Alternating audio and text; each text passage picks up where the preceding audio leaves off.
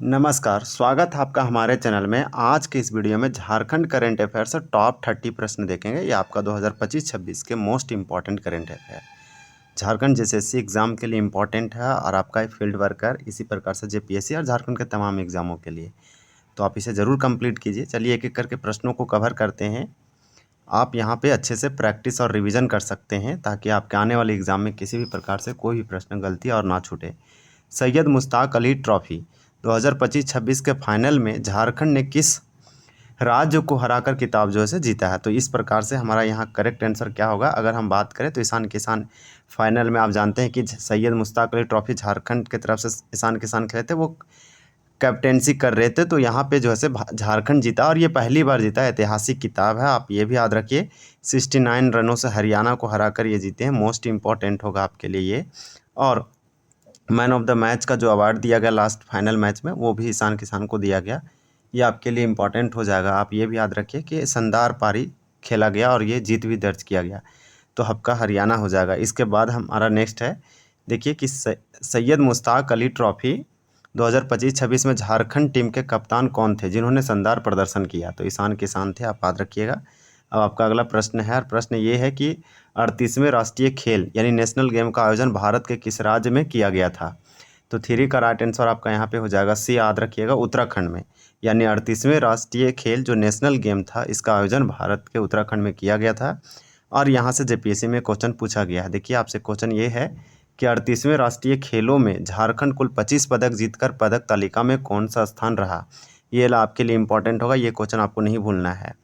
38वें राष्ट्रीय खेल में झारखंड कुल 25 पदक जीता है और पदक तालिका की बात करें तो 4 का आपका करेक्ट आंसर सी होगा 17वें। ये वाला जेपीएससी का इसी बार सिविल सर्विस पीटी प्रीलिम्स में पूछा गया। तो 17वां रैंक है, 25 टोटल मेडल है। ये आपका उत्तराखंड में हुआ था। ये आपका 38 नेशनल गेम है। 39वें राष्ट्रीय खेल का आयोजन वर्ष 2027 में पहली बार किस उत्तर पूर्वी राज्य में किया जाएगा? तो आपका 5 का करेक्ट आंसर भी होगा, ये मेघालय में आयोजित होगा। तो आप याद रखिएगा, 38 में उत्तराखंड में और 39 में आपका मेघालय में होगा। अब आपका अगला प्रश्न है कि चौथा साउथ एशियन एथलेटिक्स, यहाँ पे आप देख सकते हैं कि चौथी south Asian athletics senior championship 2025 का आयोजन झारखंड के किस शहर में किया गया? तो आपका 6 का करेक्ट आंसर सी होगा, ये रांची में किया गया था। आपका चौथी south Asian athletics senior championship 2025। तो आप यहाँ पे रांची याद रखिए। रांची में जो आयोजित किया गया था चौथी south Asian athletics senior championship 2025 का, यहाँ वेन्यू कौन सा स्टेडियम था? तो इस प्रकार से अगर हम बात करें 7 का आपका सी होगा, बिरसा मुंडा एथलेटिक्स स्टेडियम। आपका करेक्ट आंसर सी हो जाएगा। तो भगवान बिरसा मुंडा एथलेटिक्स स्टेडियम में रांची में आयोजित किया गया था चौथी south Asian athletics senior championship 2025। आपका अगला प्रश्न है, तो चलिए हम लोग अब 8 प्रश्न देखते हैं। देखिए आपसे 8 नंबर क्वेश्चन में क्या पूछा जा रहा है कि नीति आयोग के द्वारा जारी राजकोषीय स्वास्थ्य सूचकांक यानी 2025, जिसे आप बोल सकते हैं फिजिकल हेल्थ इंडेक्स, झारखंड का कौन सा स्थान जो है से मिला है? आपका 8 का करेक्ट आंसर यहाँ पे डी हो जाएगा, आप याद रखिएगा। अगर हम रिसेंट की बात करें कि नीति आयोग के द्वारा जारी किया जाता है राजकोषीय स्वास्थ्य सूचकांक, तो ये तो आपका डाटा 2025 का है, लेकिन रिसेंट में नीति आयोग के द्वारा जारी किया गया फिजिकल हेल्थ इंडेक्स यानी राजकोषीय स्वास्थ्य सूचकांक, जो इसमें जो है झारखंड पूरे राज्य में, पूरे भारत में तीसरा रैंक लाया है, जो कि आपके लिए मोस्ट इंपॉर्टेंट होगा। तो ये आपको याद रखना है। और पहला में उड़ीसा है। देखिए राजकोषीय स्वास्थ्य सूचकांक आपसे पूछा जा रहा है कि 2025 में देश भर में प्रथम स्थान पर कौन सा राज्य रहा है? तो 9 का आपका यहाँ पे करेक्ट आंसर हो जाएगा उड़ीसा। तो 2026 और 2025 दोनों पे उड़ीसा ही टॉप था। इस प्रकार से झारखंड का रैंक सुधार हुआ है, टॉप 3 में आया है। नीति आयोग के द्वारा जारी डेल्टा रैंकिंग, तो नीति आयोग के द्वारा ही जो है डेल्टा रैंकिंग जारी किया जाता है। 2025 के शुरुआती महीनों यानी जनवरी फरवरी में झारखंड का कौन सा जिला देश भर में जो है प्रथम रहा है? तो आपका यहाँ पे करेक्ट आंसर क्या हो जाएगा? ये 10 है, तो 10 का आपका करेक्ट आंसर यहाँ पे आप याद रखिएगा, आपका बी हो जाएगा 10 का। यानी गढ़वा जो है डेल्टा रैंकिंग जो नीति आयोग के द्वारा जारी किया गया है, इसमें जो है पूरे आप बोल सकते हैं कि देश भर में प्रथम रहा है। अब देखिए नेक्स्ट प्रश्न है कि नीति आयोग के द्वारा डेल्टा रैंकिंग 2025 में मार्च महीने में देश के 112 आकांक्षी जिलों में झारखंड का कौन सा जिला शीर्ष पर रहा है? तो आपका यहाँ करेक्ट आंसर क्या हो जाएगा? 11 का करेक्ट आंसर सी होगा, आप याद रखिएगा चतरा।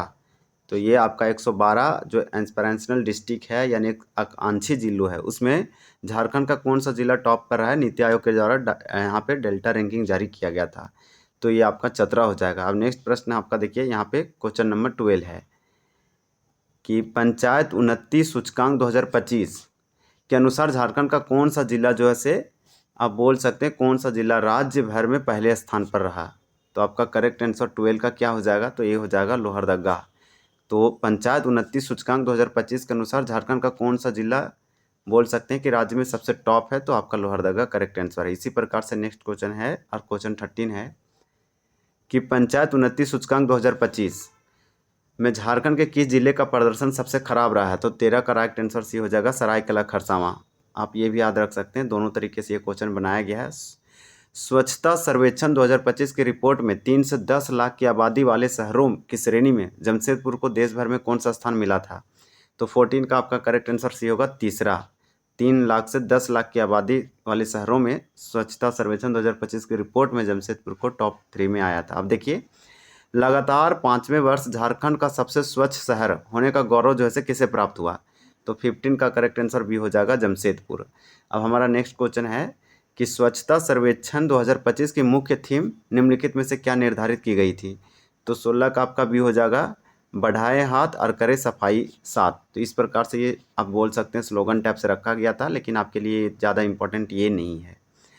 अब जब भी स्वच्छता और से पूछा जाए क्वेश्चन तो जमशेदपुर को आप करिए, क्योंकि वो आप बोल सकते हैं क्लीनेस्ट में आता है, वो टॉप 3 में कभी कभी झारखंड में ठीक ठाक है। अबुआ आवास योजना के तहत वित्तीय वर्ष 2027-28 तक कुल कितने आवास बनाने का लक्ष्य झारखंड सरकार के द्वारा रखा गया? तो 17 का कितना हो जाएगा? तो अबुआ आवास योजना के तहत वित्तीय वर्ष में कुल कितने आवास? तो यहाँ लगभग 20 लाख आवास जो से रखा गया था, लेकिन ये अबुआ आवास योजना के तहत अगर बात करें तो सरकार ने बताया और बयान दिया है कि 8 लाख जो है इसमें टारगेट रखा गया था। 20 लाख इतना काफ़ी ज़्यादा है, तो इतना नहीं, ये पॉसिबल भी नहीं है। तो आपका यहाँ पे करेक्ट जो है 8 लाख आप मान के चले। देखिए नेक्स्ट क्वेश्चन आपका यहाँ पूछा जा रहा है। क्वेश्चन ये है कि झारखंड में शहरीकरण यानी कि शहरीकरण अर्बनाइजेशन के स्तर के संदर्भ में कौन सा कथन जो है पूर्णतः सत्य है? तो 18 करेक्ट आंसर से होगा कि पूर्वी सिंहभूम में शहरीकरण का स्तर सबसे अधिक है। तो ये आपका जो है करेक्ट है। पूर्वी सिंहभूम यानी जमशेदपुर आप बोल सकते हैं। शहरीकरण ये जिला पूछा गया इसलिए पूर्वी सिंहभूम होगा। ये शहरीकरण अर्बनाइजेशन स्तर के लेवल जो है सबसे अधिक है, तो इस प्रकार से बहुत फास्ट वो ग्रो हो रहा है। गुमला के पूर्व उपायुक्त यानी डीसी, इनका नाम था कर्ण सत्यार्थी, को किस क्षेत्र में उत्कृष्ट कार्य के लिए प्रधानमंत्री पुरस्कार से सम्मानित किया गया था? तो ये पूछा जा सकता है, अच्छे कार्यों के लिए इन्हें दिया गया था। 19 का करेक्ट आंसर आपका यहाँ पे क्या हो जाएगा? तो आपको बता देते हैं, बी होगा लोक प्रशासन पब्लिक एडमिनिस्ट्रेशन के लिए गुमला के पूर्व डीसी कर्ण सत्यार्थी को जैसे उत्कृष्ट अवार्ड दिया गया था, प्रधानमंत्री उत्कृष्ट अवार्ड। देखिए दुमका स्थित मसानजोर डैम परिसर में नवनिर्मित इको फ्रेंडली रिसोर्ट का जो है उद्घाटन जनवरी 2025 में जो है किसके द्वारा किया गया? तो बस आप इतना रखिए कि मसानजोर डैम जो कनाडा मायूराक्षी नदी पर है, ये दुमका में है, इसी में बनाया गया था इको फ्रेंडली रिसोर्ट। इसका उद्घाटन किसने किया? सो आपसे पूछा जा रहा है, ये हो जाएगा मुख्यमंत्री हेमंत सोरेन के द्वारा किया गया था। तो इस क्वेश्चन में 2-3 क्वेश्चन है, उसको आप याद रखिएगा, दिमाग में बस आप रखिएगा, आपका यहाँ पे करेक्ट हो जाएगा।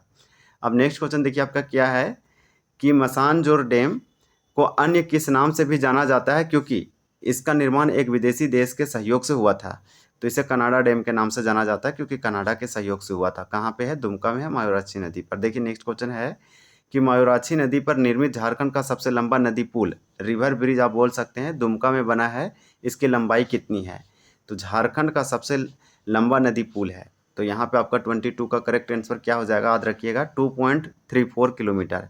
तो यानी कि 2.34 किलोमीटर इसका मायूराक्षी नदी पर जो निर्मित है झारखंड का सबसे लंबा पुल रिवर ब्रिज, ये दुमका में है। इसका लंबाई देख लिया क्या कितना है, आप याद रखिएगा। झारखंड के किस ऐतिहासिक स्थल या नाला के पास हाल ही में डायनासोर के काल से भी पुराने जीवों के कुछ अवशेष होने के संकेत मिले हैं? तो 23 का करेक्ट आंसर आपका ये होगा दुधिया नाला हजारीबाग।